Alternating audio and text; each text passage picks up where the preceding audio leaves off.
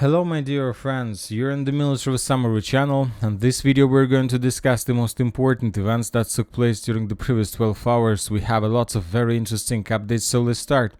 First, we're going to talk about the Kursk direction. According to information we have, the Russians destroyed every single bridge between Tyotkina and between the village of Popovo-Ležachi and the territory of Russian Federation that's located on the Ukrainian side of the river of Seym. So the Russians destroyed this bridge, this one, and most likely this one bridge was also destroyed. And based on this report, the Ukrainian sources, the Ukrainian mappers have adjusted their map, added additional territory under Ukrainian control, or marked this territory as a contested area. Anyway, regarding this the situation, most likely during the next day, during the upcoming day, the Ukrainians will establish complete control over this territory and they will take the line along the river. Now let's move to the city of Zvanya. Today the Ukrainian sources published the video how they were bombing and attacking the bridge between the city and the mainland, and as you can see, according to the picture, according to the information we received, the Ukrainians have almost destroyed the bridge. So summarizing everything, we can make a conclusion that this part of Russia is already cut from the mainland. There is most likely just one bridge left, and this is this village bridge in the vicinity of the village by the name of Karish. But it doesn't mean that the bridge is okay. Most likely the bridge was destroyed or about to be destroyed. We just haven't received anything from this area. Now let's move to Korenevo itself. This is currently the most important stronghold of armed forces of Russian Federation. The Russians have been repelling significant number of attacks from the Ukrainian side since the beginning of the Kursk offensive operation, and still the Ukrainians haven't managed to answer. But according to the number of attacks and according to losses the Ukrainians are suffering, we can make a conclusion that this is the primary target of the Ukrainians, to establish complete control over Korenevo. During the first days, the Ukrainians were attacking the Korenevo, let's say in front, a frontal attack, but those attacks were repelled and the Ukrainians were forced to fall back. Now the Ukrainians have changed their tactics and they're trying to attack the city through the village of Olgovka and then to Vetrina and then to Toplina. So they're trying to bypass the city through the east, northeast, and to cut the city from supply. But according to the group of forces north, the official statement, according to their official statement, the Ukrainians were forced to fall back. They conducted around 10 attacks in this direction. Most of them were repelled. The Ukrainians lost up to 50 soldiers. Another direction of Ukrainian attack is through Libimovka, through Snagast, through Krasnoarmeysk, in direction of Komarovka. This attack, the Ukrainians made lots of attempts to attack in this direction as well, and at some point they managed to concentrate additional forces right in front of the village by the name of Komarovka. But the problem is that this village is located deep inside of the territory of Russian Federation, and the Russians counterattacked the Ukrainian forces from the village of Krasnooktyabrsky, and the Russians counterattacked the Ukrainians from the village of Snagast, and as a result of that attack, the forces of the 22nd Mechanized Brigade of Armored Forces of Ukraine were completely defeated, and significant number of Ukrainian soldiers were captured. So this is the situation in this area, and as you can see, this southwestern flank of Korenevo is completely secured and under complete Russian control. Now let's move further. During the previous 24 hours, during the previous night, the Ukrainians shown significant number of videos of how they were ambushing the Russian soldiers along the road between Novoivanovka and Maloloknya. Most likely these episodes, these scenes took place during the first days of clashes in Sudzha direction, and because this territory is considered as a complete Ukraine control and there is no, let's say, places that the Russians can use, so most likely this is old video. Now let's move to Sudzha, to the eastern flank. We have additional reports.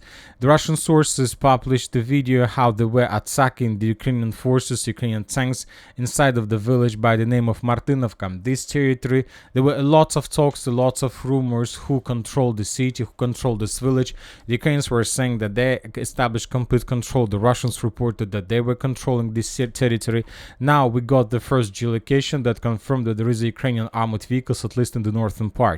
And according to information we have, most likely the Ukrainians were attacking through the village of Cherkasskaya Porechna and Russkaya Porechna, not from the southern part from Mikhailovka, but from the northern part, and that most likely some parts, some buildings, some streets of Martynovka still remains under Russian control, at least the most southeastern. So summarizing everything, we can make a conclusion that most likely this part of the city, of the village, is under complete Russian control. The rest of the area either in the gray zone or under Ukraine control. Furthermore, during the previous night, during the previous 12 hours, we got additional reports from the group of forces north and from different military experts that the Ukrainians intensified their activity on the line between Plechova and the village of Cherkasskaya Konopelka and between the village of Borki and Ulanek. So according to information we have, the Ukrainians are about to cross the river, this one, and to attack these villages from the south. And currently there are very heavy clashes between the Russian and the Ukrainian forces.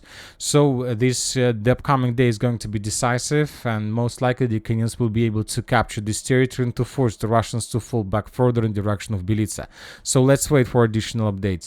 As for the area of Sumy, the city is under very heavy fire. The Russians are bombing the Sumy itself and the area around with aviation bombs, with Iskanders. For example, in this video we can see another multiple launch rocket system of armored forces of Ukraine that was destroyed as a result of counter Iskander strike.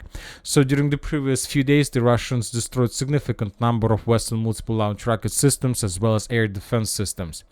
Now let's move further. Let's go to southern Kupiansk direction. During the previous night, during the previous 24 hours, we got additional updates from the village itself.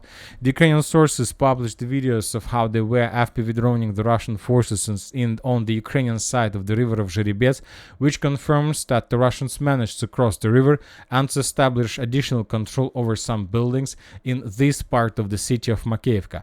There are still very heavy clashes for this territory, and the Russians are pushing. Now let's move to Toretsk, New York agglomeration. We got significant number of updates and details exactly from this area.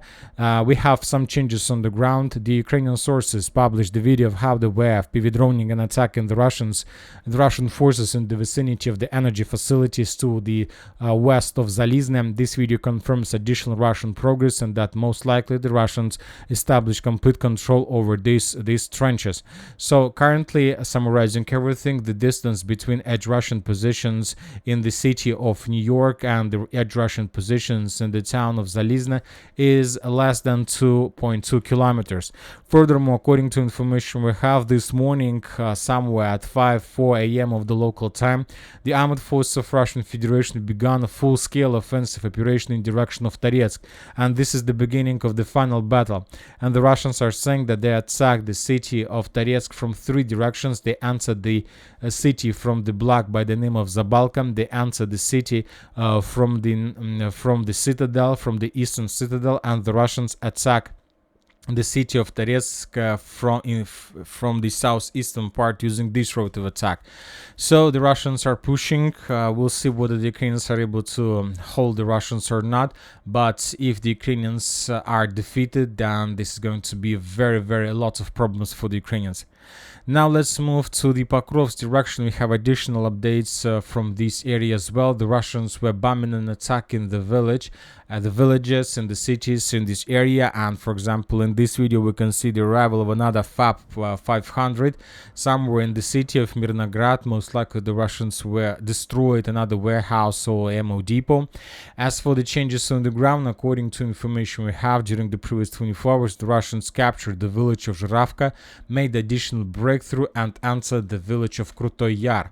And approximately this is the edge Russian positions between Krasny Yar and Novogrodovka itself. As for the southern direction, the Russians conducted a series of counter-offensive operations and entered and reached the outskirts of the Terikon and the coal mine by the name of Mikhailovka. So this is the coal mine of Russia, so it has the name of Russia. So the Russians improved their positions, and the most important, they managed to cut and establish physical control over M30 road, and the Ukrainians in this artillery pocket, in this small cauldron even like this, were cut from the mainland.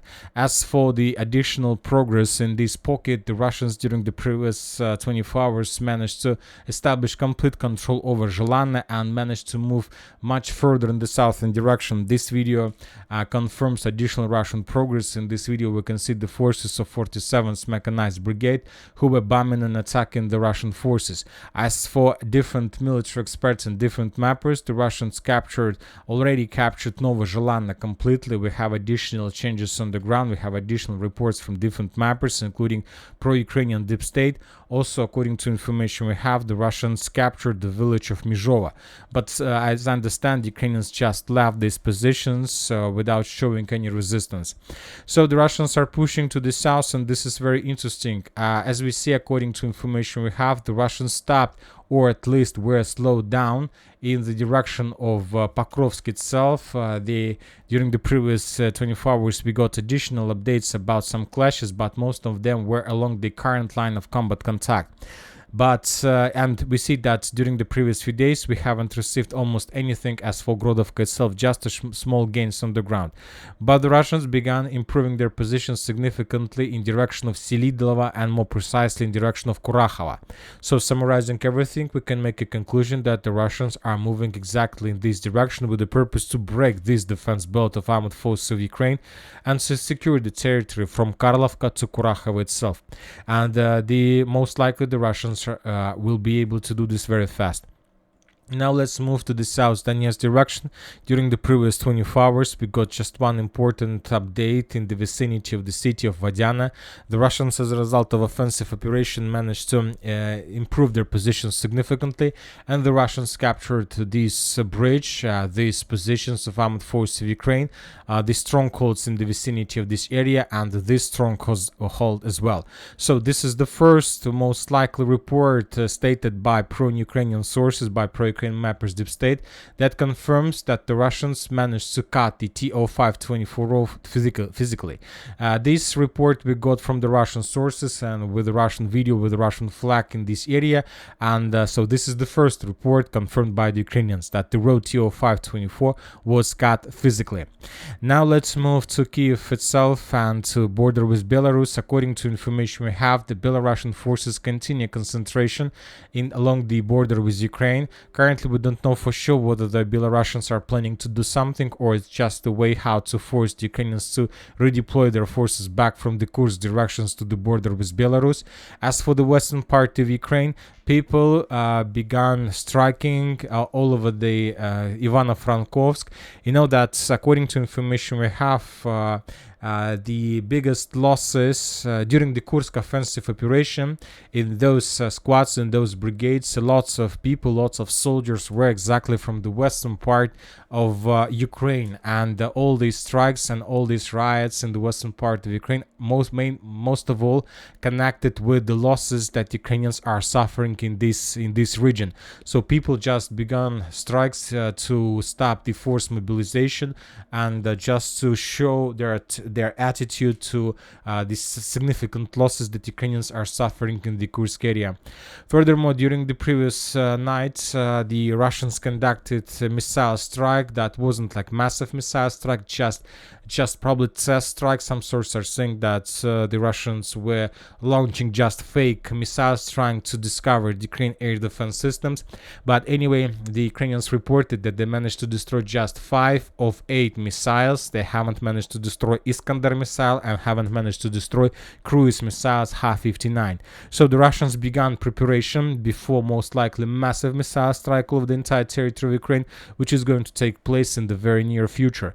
And that's it for the short video. Military Summary channel reminds we condemn any violence in the world. Thank you for watching. Subscribe to my channel, put your likes, join my Patreon, and have a good day. Bye bye.